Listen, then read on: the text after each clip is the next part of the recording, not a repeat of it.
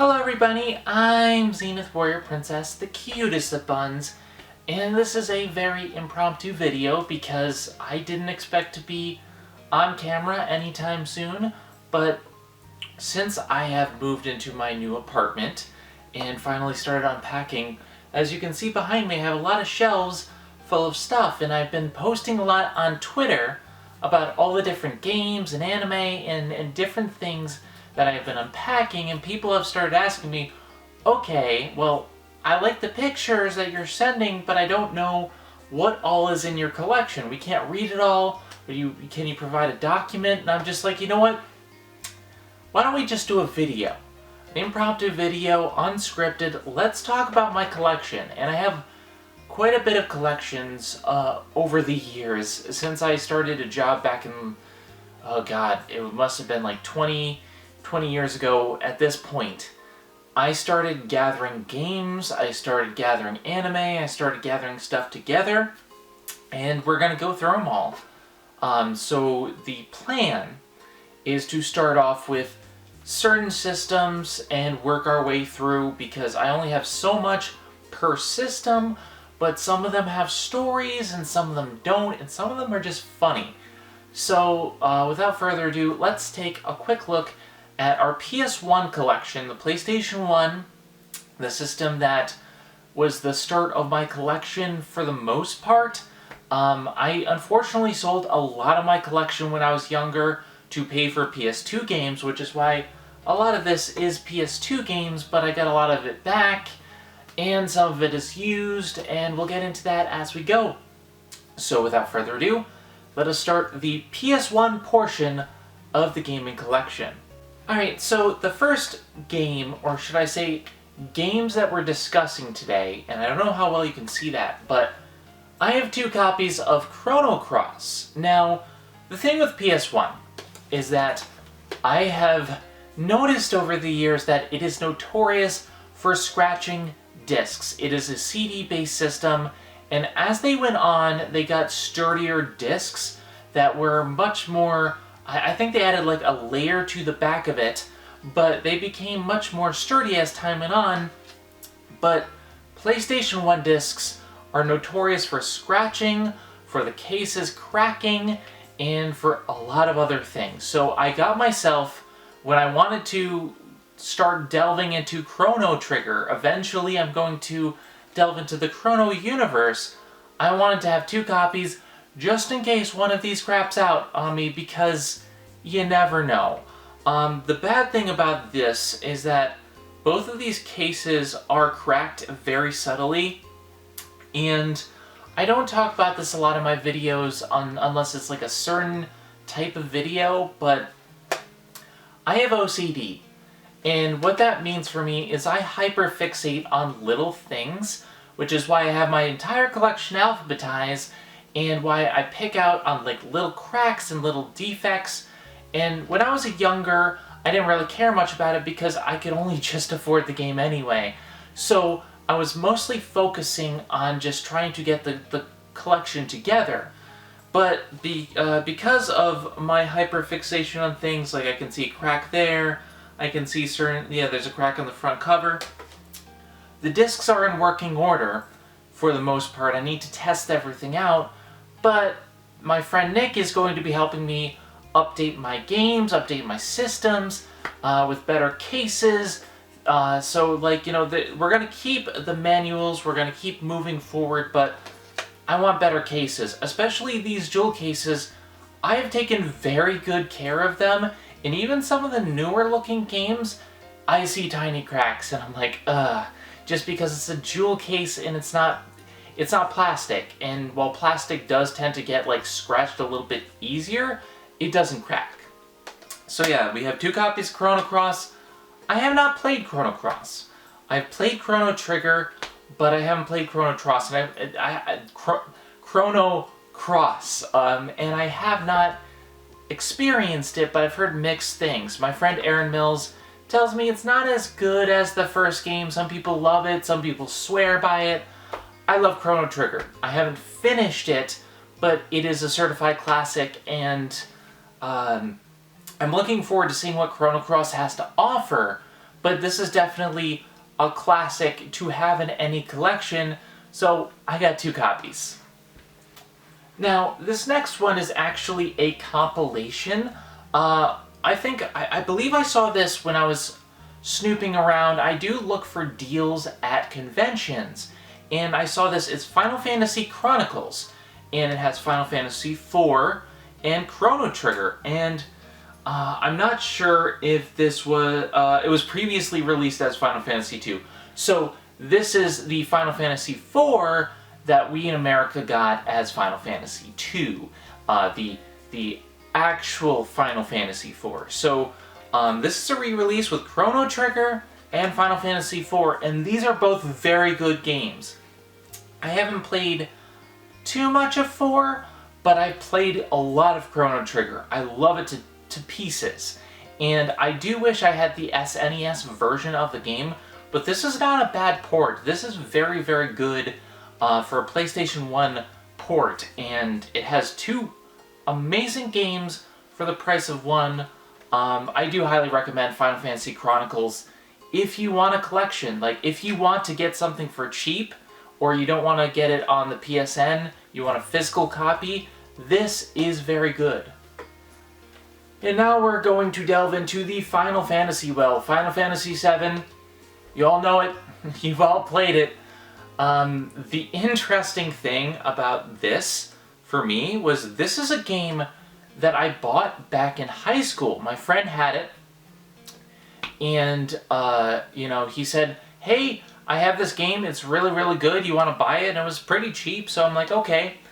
Turned out to be a copy that he borrowed from a friend, which was very, very funny for me, because I'm like, I had the friend coming to me like, this is my copy, and I'm like, oh. So I gave it back to him, I bought another copy, but Final Fantasy VII, I like this game, but I recognize that it is unfinished. It is a complete story experience, but it has a lot of problems. It was rushed out to production. There was a lot of bugs and glitches on launch.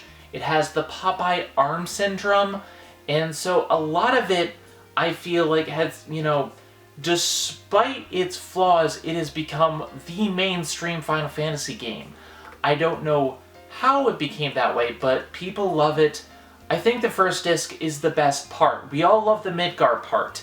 I haven't played it in a very, very long time, so I know Midgar like the back of my hand, but I don't remember a lot of what happens later. So I'm going to have to replay this at some point, and I'm going to have to go back through and see how it unfolds. But I do remember the middle disc being a little meandering, and the final disc being good but a little bit weaker, if my memory serves me. But Final Fantasy VII is a good game. It's not bad by any stretch. I just feel like it's overrated. Very, very good. Good to have in your collection if you're a Final Fantasy fan. It's what everyone loves, but it's not my favorite. And then we have Final Fantasy VIII. Final Fantasy VIII is a game that I have not played much of. Of the Final Fantasy games, it is probably one of the more hated ones. And I think the problem with this one is that the first, I want to say, hour or 2 is so very confusing on what to do. There's so many tutorials and so many things that just went over my head as a kid. And I haven't played it since. Once you get the mechanics, I hear like you can figure out what to do, but I never really got far in the game as a kid. But I'm a huge fan of Final Fantasy, and I wanted to have it in the collection, so eventually I will play it and I will, you know, peruse through it. But I do feel it's a little bit overcomplicated if it's aimed at kids and you have all these different systems that you have to explain. It just does not, it's not as accessible as something as, say, Final Fantasy VII. That's probably part of the problem, is like Final Fantasy VII starts off, you immediately know what you're doing, it's pretty simple. This is very much not, and you start off as a student, it's confusing to say the least, the direction that they went in. I like the steampunk of 7, 8 kind of went in a different direction. It is still steampunk, but it's less fantasy and it's much more technology. And so, I don't know, I'll check this out in the future, but it's not on my top list, and as a kid I didn't get very far. Alright, and now we come to a game that I have also 2 copies of, Final Fantasy IX. This is perhaps my favorite game in the franchise. Final Fantasy IX was the first one I played, and I've heard from a lot of people that your first Final Fantasy shapes your experience. Your first Final Fantasy shapes what you think of the series. And granted, I've gone backwards since then, and I've seen where it started, and I've seen where it went from the future. And while I think that people can pick up and play this game, no matter how much Final Fantasy they played, I think Final Fantasy IX is a game that really is bent on your knowledge of previous Final Fantasy games, because it's an homage to everything that came before it. One of the main villains is Garland from Final Fantasy I. There's so many different references that you get as you play through the older games. But what makes this one of my favorites is it's just so fun to play. The characters are all so well written and so likable, and from the get-go, you play as this black mage named Vivi, and I just loved him from the get-go. He's trying to just go see a show, and someone helps him out, and it's all about the wonder of him who doesn't know much about this world, of the rich people going and seeing a show, and it's, from the very beginning I was drawn into this world, and I think Final Fantasy IX does a good job of revolving the story around its characters.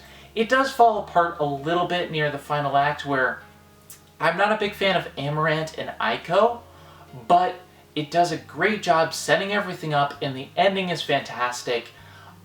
It has some of my favorite characters in Final Fantasy. It has a great battle system. It has wonderful music. It has some of the best cutscenes on the PlayStation. Final Fantasy IX is great. Part of the reason why I have 2 copies is that one of the discs on each copy does not work. I had to get a new copy because the disc 3 on one doesn't work, and then I think disc 4 on another one doesn't work. So you kind of have to pick and choose, and obviously this is very scratched and cracked. This is one of the most worn games in my PlayStation 1 collection, simply because I played it so damn much. I love Final Fantasy IX. I think it is one game that everyone should play, and I'm surprised it's not more mainstream. I feel like the art style kind of puts some people off. It is much more anime. It's much more back to basics than the previous 2 games. It's not steampunk, it is more fantasy. It does still have the airships, but this is a true Final Fantasy to me. So this was my start. Your mileage may vary, but play Final Fantasy IX. I urge you to do that. If you want to play any Final Fantasy, play 9. And now we have an interesting one. This is a game that I have not played, Grandia, but I got it on recommendation from friends because I was looking to expand my PlayStation 1 collection from games that were hidden gems. And everyone has their game on the PlayStation and other system that is their hidden gem that nobody talks about or is a certified classic. I just had to go on recommendations, and this is actually one of the better cases in my inventory because I got this at a game retailer that I used to go to in Salem, Massachusetts. They had very, very good quality copies of PS1 games, and this is in very good condition. I want to play this game at some point because I also have the sequels, and I'm looking to see where this goes. So, Grandia, I hear it's a very good RPG. I just haven't gotten around to playing it yet. This is another interesting one, Legacy of Kain Soul Reaver. Now, this was one that a friend gifted me because he was getting rid of all of his PlayStation 1 games, and he just said, hey, here, have a bunch of games. And I'm like, I'm not going to turn down games. If it's a bad game, I don't care. It's in my collection. I'll take a look at it. But I was not prepared for a game this good to be just given to me, because everyone says that Legacy of Kain is a wonderful RPG series. I never heard of it before, but everyone, like, a lot of my friends talk about how great Legacy of Kain is. I've just never played the series. So this is something that my friend gave to me, and apparently is really, really good, and I need to check it out. Yeah, I need to take a look at PlayStation 1 games sometime in the future. It's just, I want to spruce up these cases first, but the disc's in very good condition, and everyone really loves Legacy of Kain and the Soul Reaver franchise. So we'll take a look at that in the future, eventually, but there's not that many PS1 games in my collection, but this is apparently one of the better ones. And now, my friends, we come to something special.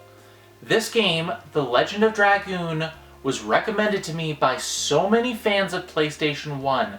They say that this is an RPG that they swear by, one of the classics of the system. And again, I have not played it yet, but this case is actually in really good condition for a PS1 game that I believe was used. I got it at GameZone back in Salem. I got it for $35, which I think is a steal for a PlayStation 1 classic.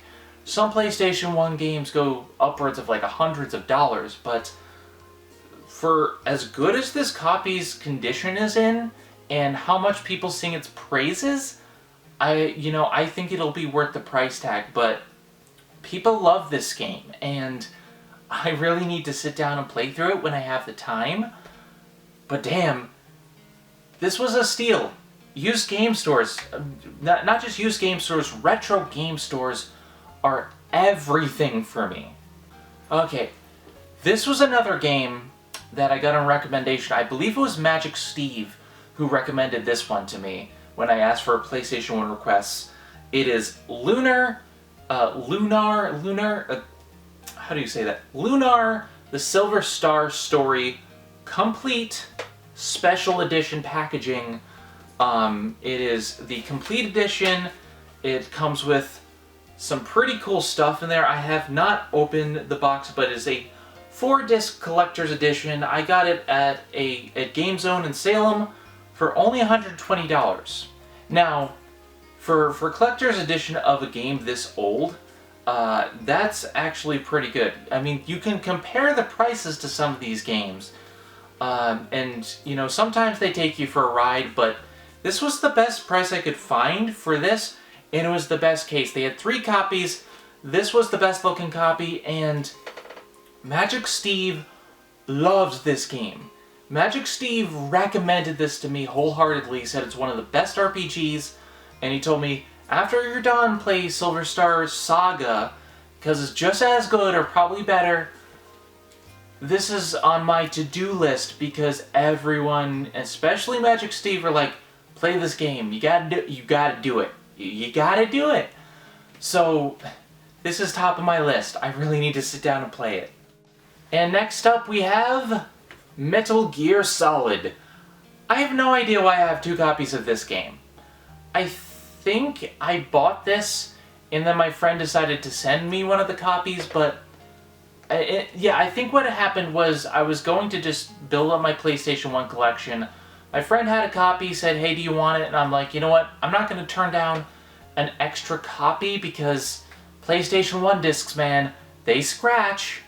But I love this game. Metal Gear Solid 1 is fantastic. It has issues, but like, I have so many memories of this game as a kid, and Metal Gear Solid 1 and 3 are my top in the franchise. I started with 3, then I went back to 1, and 1 is really, really good. The cast of villains, the cast of characters, the story, I adore it. And I'm not usually a big fan of stealth games, but this game made me enjoy stealth.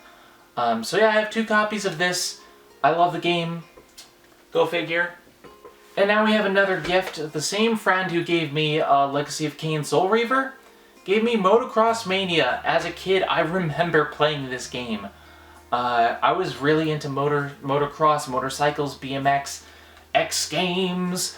It was all about that sort of thing, and I'm probably not going to play this anytime soon, aside from maybe a joke review, because from what I recall, it was decent, but not enough replay value to hold you. But maybe like a joke review down the line, Motocross Mania Extreme. It'll be fun. So yeah, this is more, it's one to have for nostalgia more than anything.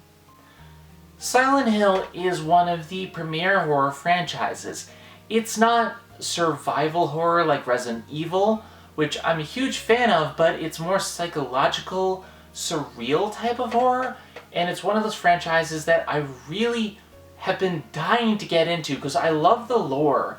I've seen a lot from Linkara's videos, I've seen a lot about what the franchise is, and people love it. Dina Natalie talks about Silent Hill all the damn time on her channel, and like, from what I gather of the series, it looks great. I have a lot of the games. I have 1, 2, and 3. I think I have Downpour and the Bad Collection, and I have I think I have the Vita game, I'm not sure, but this is a series that I really want to get into.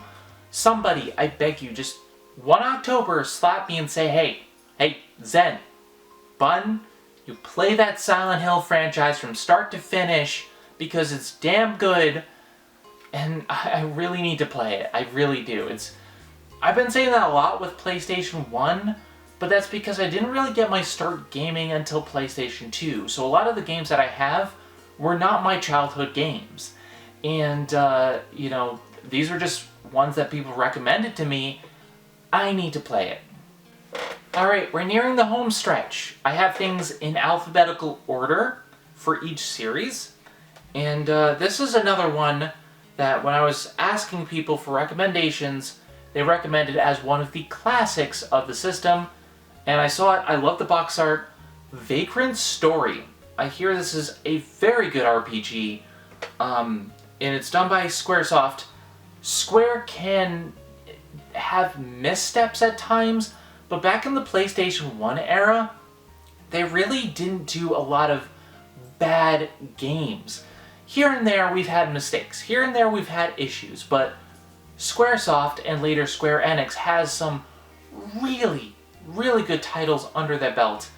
And I hear Vagrant Story is one of them. If I'm recalling correctly, I think Vagrant Story, along with Chrono Trigger and Xenogears, were originally supposed to be Final Fantasy VII, but because development went a different way, they wanted to just make Final Fantasy VII its own beast. So we got a bunch of other games for the price of this, and wait, was it Chrono Trigger or Chrono Cross? It was probably Chrono Cross that was originally supposed to be Final Fantasy VII. I know Xenogears was, but Vagrant Story, highly recommended. This is a very, very good case. Again, it came from GameZone. I got it very good condition. I just need to keep it in that condition. If my cats have nothing to say about it, because my cats are the reason why I have to keep going through my games and making sure that everything is okay. Kana, stop spilling my soda, I swear. I swear to God. But yeah, Vagrant Story, I hear good things, have not played it. Second to last on this list is Wild Arms. Wild Arms 1 is a game that I actually remember first hearing about in, I think it was either Electronic Gaming Monthly or PlayStation Magazine. I used to be a huge reader of gaming magazines as a kid, and they mentioned, I think it was Wild Arms 3, and I really wanted to get into the franchise. It's a franchise that I think is intriguing because it's fantasy, but it's Wild West meets fantasy, and that's always been interesting to me. We've had steampunk, but this is more Western, and there's not a lot of Western fantasy games. So I went out and I got Wild Arms. I don't have any other Wild Arms games in this franchise. This is just the only one I have, but I need to sit down and play it because the premise, the concept intrigues me, but I really need to play the game to see more, to see if I'm really into it. We need more Western fantasy games. And I'm not talking about Elder Scrolls, I'm talking about Japanese Western cowboy type things. I want to see where this goes. Alright, finally, one of my favorite games out of this collection. And a lot of these are games that I have not played from my childhood. But this right here is a culmination of parts of my childhood. When I got into PS2 games, I got into Xenosaga. And Xenosaga Episode 1 is one of my favorite video games of all times. It has its problems, but it is one of those games that gripped me from start to finish. It has a little bit of a slow opening, but the opening cutscene is amazing, and a lot of the lead up and gameplay is just so good. So I had to go back to find out where it started. This is Magic Steve's copy of the game, Xenogears. And Magic Steve sold it to me because he said, you gotta play Xenogears. It's where it all started. It's really, really good. It's one of my favorite games in the franchise. That's his words. And I've played through lots of hours of this game. Before I had to move and before I had to put everything away. I was actually preparing a Xeno franchise retrospective 2 years ago before all the moving and health issues, but I need to get back to that. Because this game, for the whatever time I've played of the first disc, is so good. It's so damn good. It combines mech genre like Gundam with straight up fantasy and political intrigue and war and this person who just wants to have a quiet life but can't. A lot of philosophy and ethics and just the beginning and you know, I think I've only played like 10 hours of this game, but I'm in love. I already have started a script for this game and for this franchise, but this game is something special.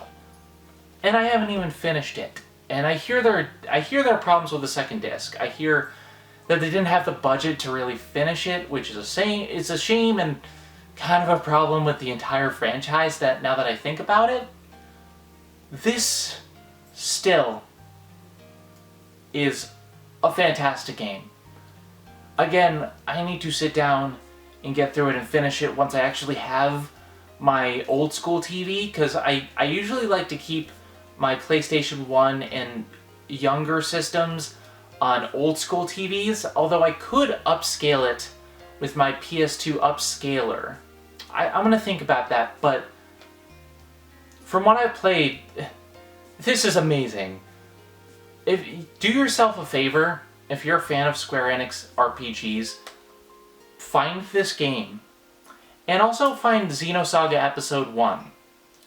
Episode 2 is a bit of a mess, but Episode 1 is some of the best gaming I have ever played in terms of JRPGs, in terms of their combining of mech suits and thoughts on just existentialism and all these big ideas. These are deep games, and I love them for it.